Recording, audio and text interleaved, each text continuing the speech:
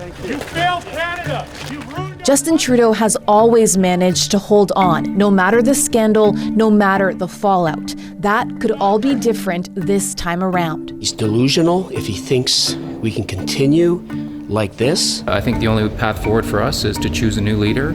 Calls to resign from his own party growing louder after the shock resignation of longtime ally Chrystia Freeland.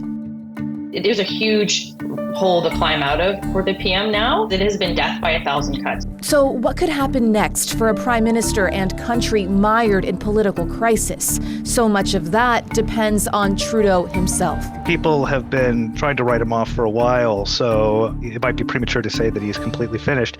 Trudeau could try to stay, and in the hours after Freeland's resignation from cabinet, he tried to carry on business as usual. As Minister of Finance, quickly swearing in Dominic LeBlanc to replace her as finance minister, and all smiles at a Liberal Party fundraiser.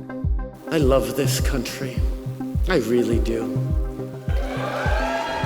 And despite the calls in caucus getting louder for Trudeau to go, he still has some support. Yes, I think all of us should be loyal to the Prime Minister. He's focused on delivering for Canadians. Still, Liberal MPs have a larger political context to consider. The party, under a deeply unpopular Trudeau poll suggests, is facing a wipeout in the next election, which must be held by October 2025. I think it's sinking in that the consensus in his caucus is that he should leave, or there should be some process.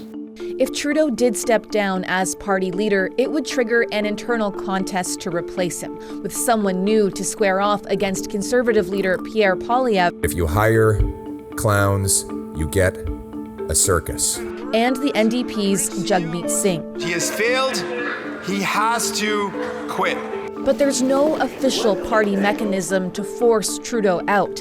And in the past, he's repeatedly said he'll be the one to lead the Liberals into the next election. We're going to continue to have great conversations about what is the best way to take on Pierre Poilievre in the next election. But that'll happen with me as leader.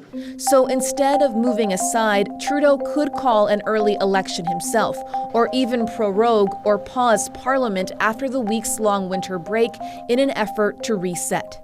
Up until now, he's always had the luxury of saying, well, I think I can turn things around. But as fall 2025 gets closer and closer, he's going to run out of space to make those kinds of arguments. Why won't the Prime Minister have the courage to come in here, present it himself, and put it for a confidence vote tonight?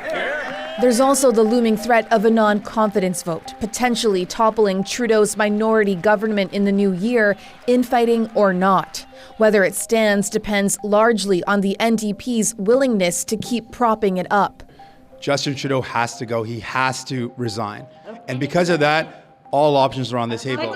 Jagmeet Singh does not want to bring down a Liberal government, knowing at least from the polls that the suggestion is that it'll be replaced by a Conservative government that will be far less progressive. He'd rather see Trudeau resign and trigger an election on his own. Trudeau says he'll reflect on his leadership in the coming weeks. His father famously left politics after a walk in the snow. Could his son now be on the same path?